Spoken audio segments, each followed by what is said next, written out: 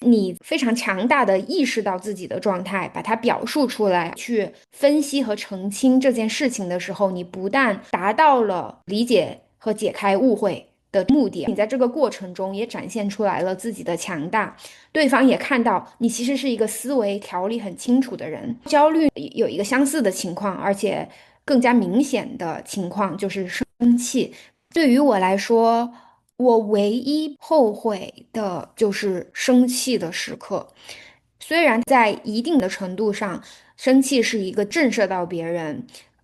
让别人尊重自己，它是有好的方面的。但如果超过了一定的阈值，而且这个阈值往往其实比较低，你就能够影响到自己的健康，有可能有风险去破坏关系。所以，生气这件事情，如果能够监控和调控，当你感到生气的时候，有几个好用的方法。第一个，大家可能也听到很多次，但的确就是唯一的方法，因为这是一个最直接、最简单。当你在生气的时候，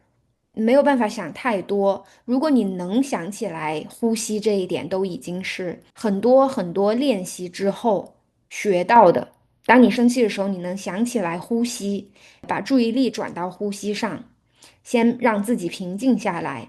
因为你一旦专注呼吸，深呼吸之后，你的身体会先平静下来，这样你的思绪也会与之联动。也是许多实践之后能够想到说，告诉对方我现在感到生气了，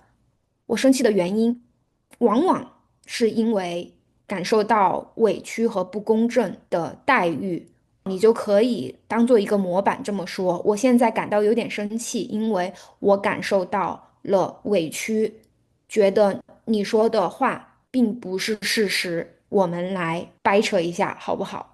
这种把自己感受到的生气状态去说出来，也告诉了对方我现在是一个什么状态，不要让他都摸不着头脑，不知道发生了什么，不知道你为什么生气。如果你能说出来你生气了，而且告诉自己什么是更重要的，是去把这个事情说清楚，那你就不需要大声说话或者报复对方的这种反应。因为那不是重要的，甚至那是有伤害的。你最后会发现，伤害了这段关系，其实也是在伤害自己。所以那不但不是重要的事情，而且是需要避免的。重要的是去澄清某一个误解，澄清为什么这件事情让我生气，它怎么能让我不生气？我觉得公正的描述和对这件事情的理解应该是什么？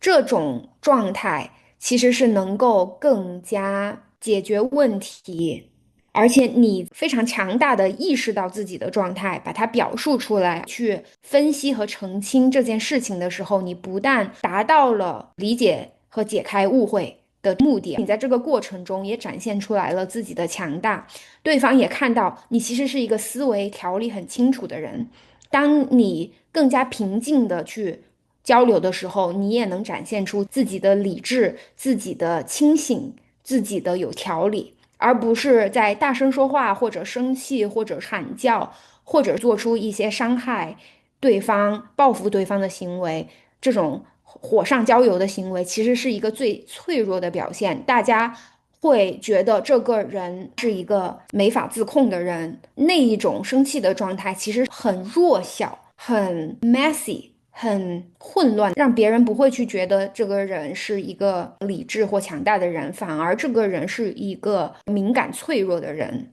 如果你想要变得更加强大，去解决问题，而且在这个过程中也是令人尊重的话，往往你很需要学会深呼吸和意识，并表达自己生气了。这两点如果做到，往往就可以有逻辑、有条理的去讨论这件事情，去解决这件事情。而且在此过程中，你展现了强大的睿智，你能拎清楚什么是重要的，跳出来看，不是个人的对错，而是对这件事情的理解。还有一个书中推荐了的方法，就是去带入对方的角色，去理解别人的背景如何造成了他说出这一句话。在这种心态下，试图理解对方，用疑问的方式去问为什么他这么说，这种心态和态度是非常有助于，甚至是一个万金油巧妙的解药，去解这一个吵架的局面。